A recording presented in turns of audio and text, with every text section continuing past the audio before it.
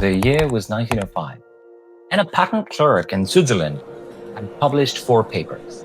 And one of them was about to change everything that we knew about space and time itself. And that man, Albert Einstein.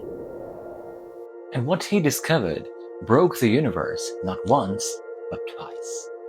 Einstein's first universe-shattering idea was regarding special relativity. He thought, what if the speed of light remains the same, regardless of how fast you move? Sounds simple, right? But the consequences are really wild. Now imagine this.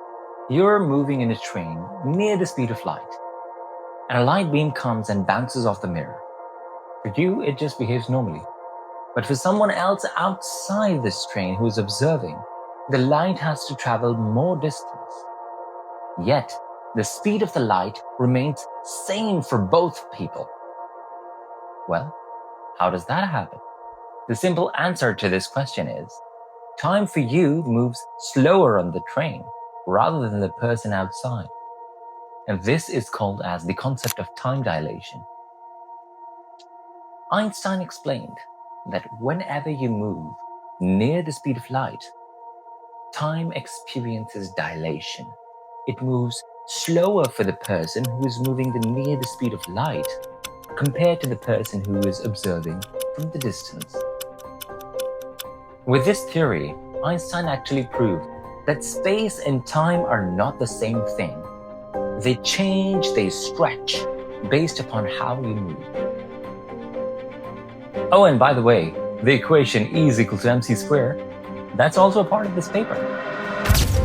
And which basically means like energy and mass are literally 2 sides of the same coin.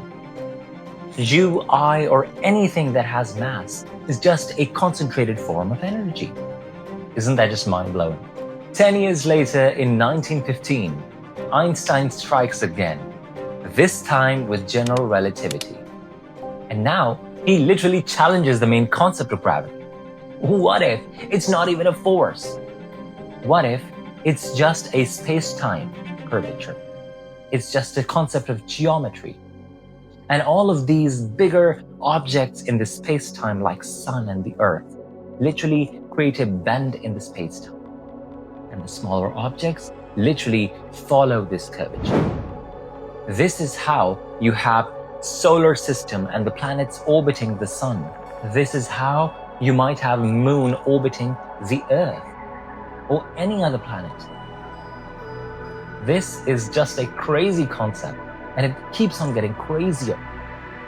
For centuries, we thought that Isaac Newton had figured out gravity, but Einstein showed us a deeper truth, a truth which made the possible explanation of the Big Bang, with which we found the black holes, the truth with which we have the GPS technology working for us.